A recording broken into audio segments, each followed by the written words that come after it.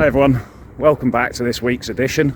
So again, we're out doing our little walk and talk, and I believe Michelle's fired some questions across, so let's have a listen to see what she's been asking.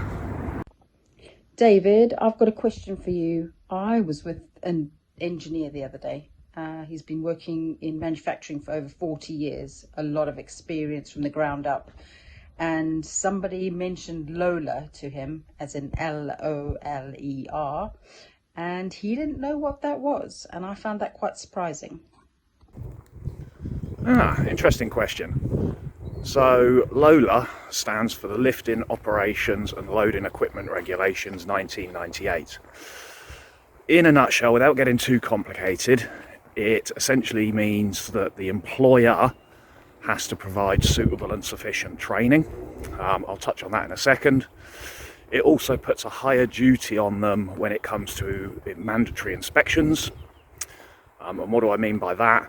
It's closely linked to PUWER, as in PUWER, the Provision of Use of Work Equipment Regulations 1998. Under LOLA, if the piece of equipment is designed for lifting objects only, let's go aka a forklift, yes, they can be used to lift people, but then that goes into a whole different kettle of fish. So, when it comes to inspections under LOLA, your basic responsibility as an employer is that lifting objects, it's inspected yearly by a competent engineer.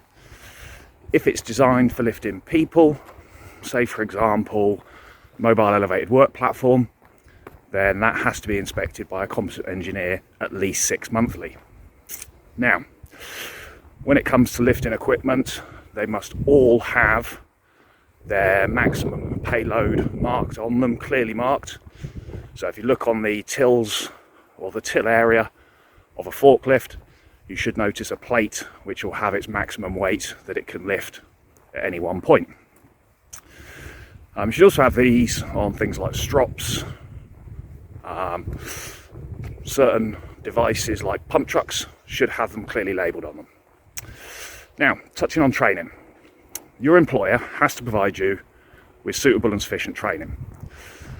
A lot of people seem to think you've got to go down the realms of having a regulated course, as in one that's nationally recognised. You don't. Say for example forklift. You can go to a company that provides training and gives you a certificate of attendance, providing that the course content meets that as required by the health and safety executive, and I've chucked a link in the description down below for a link to the forklift document which will tell you exactly what the training must cover. Hi, the next common question I was asked is, does every office require a smoke alarm? So for example, if you work in a factory and there's offices attached, perhaps, I don't know, 7, 8 offices, do the offices each require a smoke alarm? Smoke alarms. Now then, this there isn't really a definitive answer to this. Essentially, it was all going to come down to their fire risk assessment, which will determine both the types and the likelihood of fire, what they need to do to reduce and mitigate against fire in the workplace. Now, and part of that fire risk assessment, it will also specify the type of fire detection and or suppression system required in the workplace.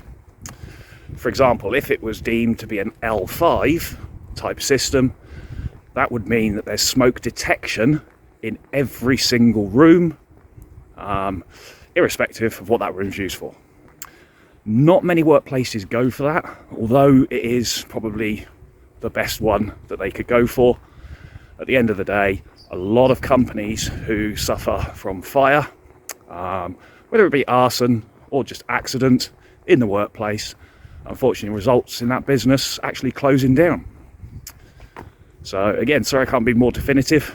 I'd need to see the workplace and really dig into it to actually determine the category of fire alarm system they require. So that about does it for this week. If you've enjoyed the content and you want more, or if you've got any questions, pop them in the sort of comments down below, and we'll answer those questions next week. Other than that, please remember, like, subscribe and share. Let's get those views up and see if we can't take this a bit further and answer more and more questions each week as we go on. See you next week.